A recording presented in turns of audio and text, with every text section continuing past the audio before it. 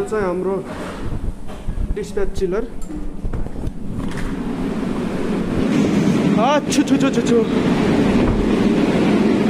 एउटा चाहिँ पर्फेक्ट रेसिपीको लागि चाहिँ एउटा पर्फेक्ट मेजरमेन्ट चाहिँ एकदमै इम्पोर्टेन्ट छ है। त्यही भएर यहाँनिर एउटा म यासिन यिनलाई मुख देखाएर जानुपर्छ जहिले पनि। वेलकम। यिनलाई मुख देखाएर जानुपर्छ, फेरि यिनी रिसाइन भने अर्को महिनामा पैसा आउँदैन।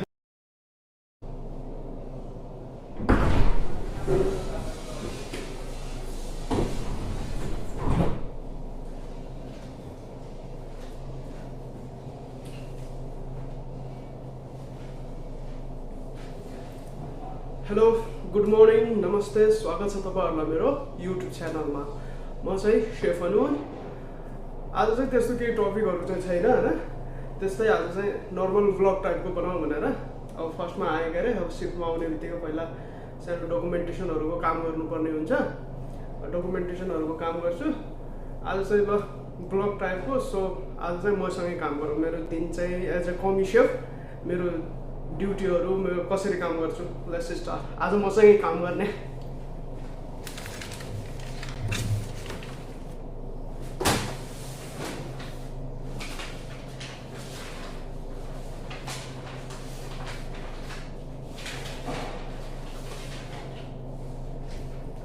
फर्स्टमा आउने बित्तिकै पहिला चाहिँ प्रोडक्सन सिट चेक गर्ने होइन।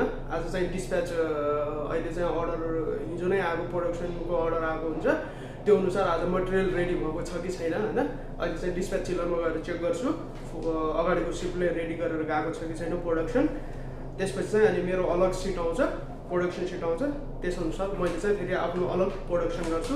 सो सानो डकुमेन्टेसनहरू गरौँ पहिला।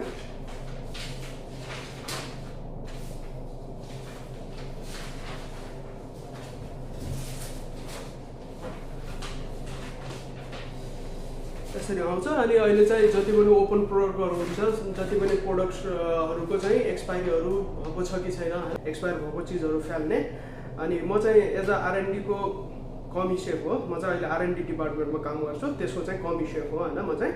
अनि त्यही भएर चाहिँ मेरो सेक्सनमा कोही पनि हुँदैन, म एक्लै हुन्छु।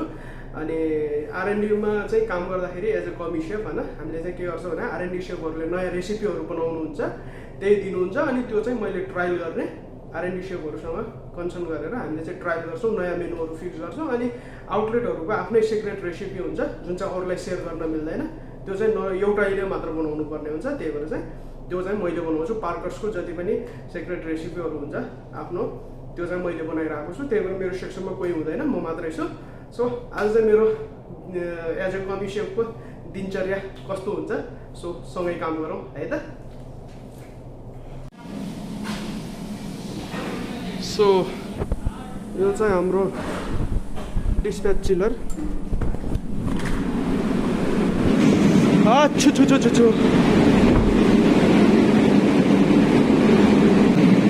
सबै प्रोडक्टहरू रेडी भएको छ आउटलेट जानको लागि होइन।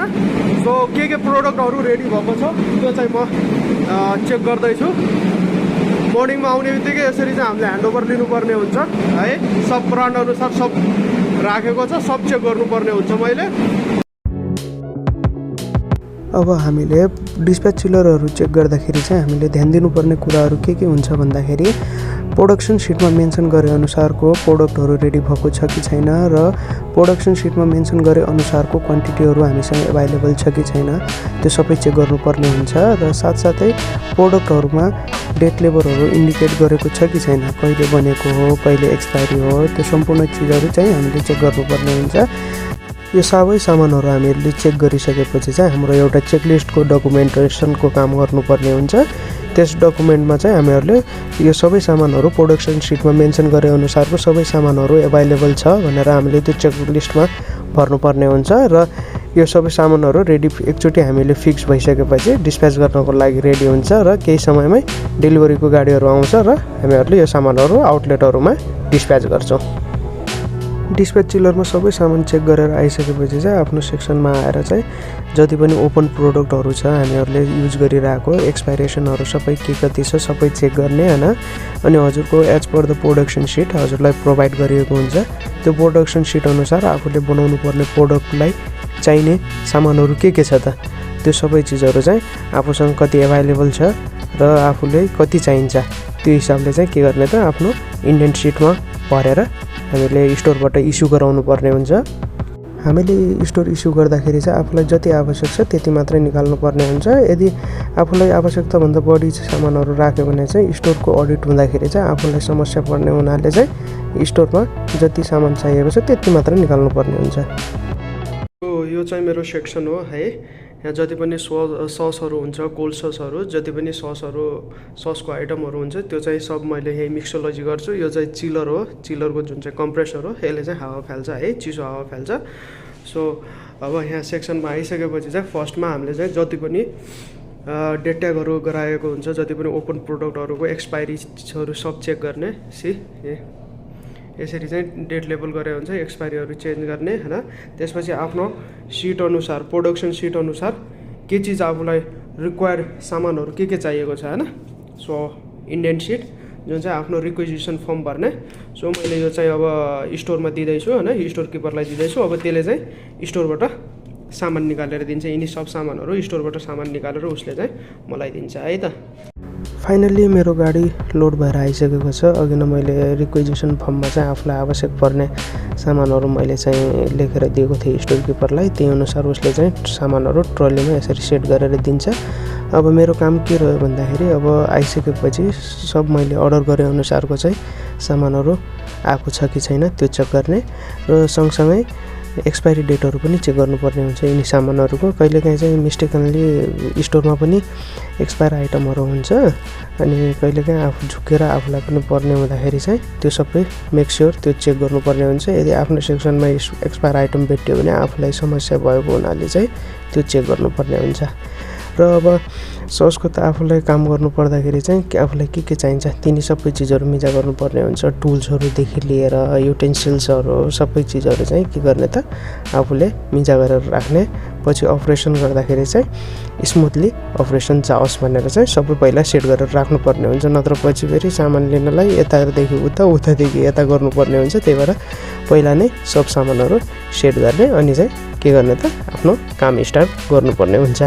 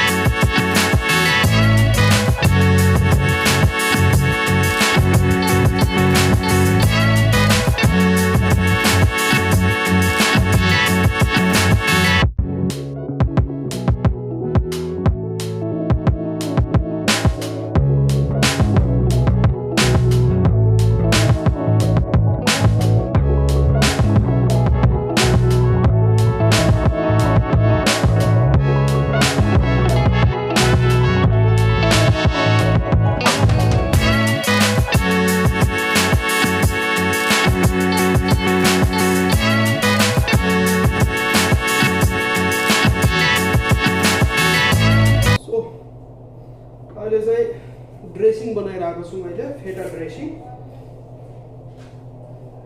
जुन चाहिँ हाम्रो पार्करको चाहिँ one of the most sell हुने आइटम हो स्यालेड। यसमा चाहिँ एकदमै फेटा चिजको हैन एकदमै राम्रो ड्रेसिङ छ यसमा। One of the healthy also.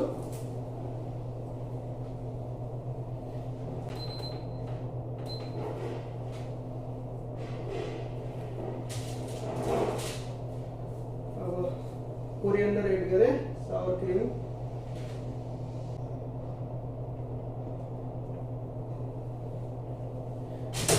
एउटा चाहिँ पर्फेक्ट रेसिपीको लागि चाहिँ एउटा पर्फेक्ट मेजरमेन्ट चाहिँ एकदमै इम्पोर्टेन्ट छ है। त्यही भएर चाहिँ हामीले पर 1 ग्राम पनि हामीले सब चाहिँ स्केल गरेर वेट गर्छौँ। यदि यसरी स्केल गरेर वेट गरेर बनायो भने नि हैन टेस्ट गर्नै पर्दैन क्या। प्रोडक्ट नम्बर 1 निक्लिन्छ।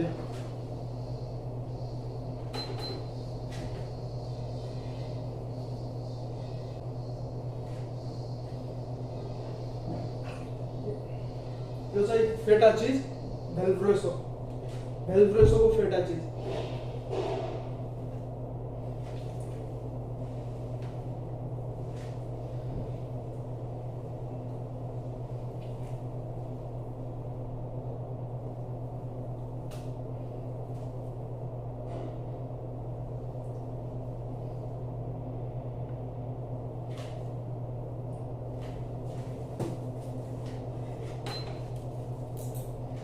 जापानिज मेयोनेज क्यूपी कम्पनीको जापानिज मेयोनेज एकदमै फेमस ब्रान्ड हो यो पनि।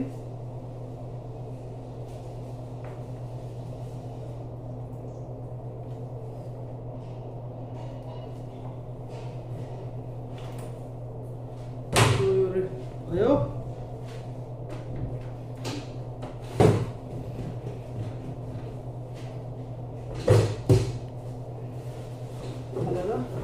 मजाले ब्लेन्ड गरिदिने।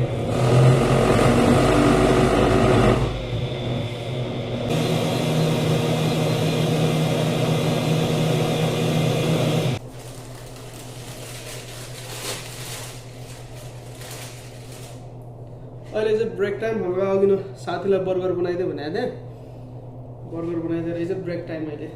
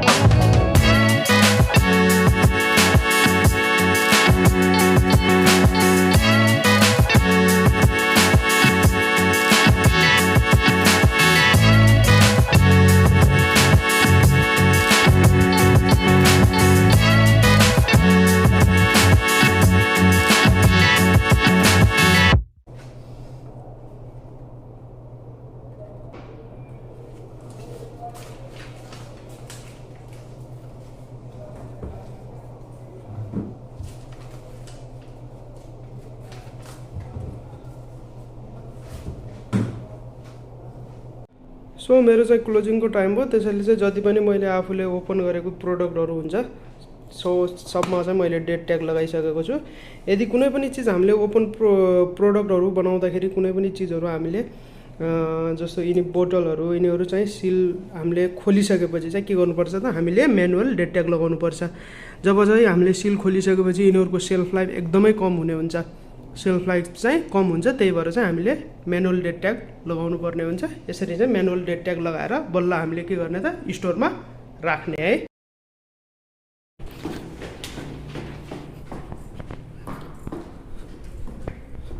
सो अब ड्युटी खत्म भयो, यहाँ अर्को स्टोर छ।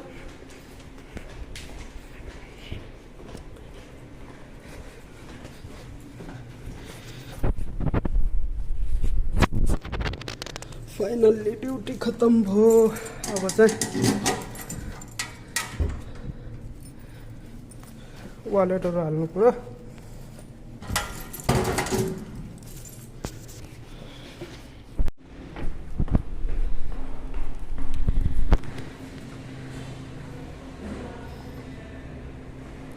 यहाँनिर एउटा म यहाँ चाहिँ यिनलाई मुख देखाएर जानुपर्छ जहिले पनि वेलकम यिनलाई मुख देखाएर जानुपर्छ फेरि यिनी रिसाइन भने अर्को महिनामा पैसा आउँदैन ओके सो बाई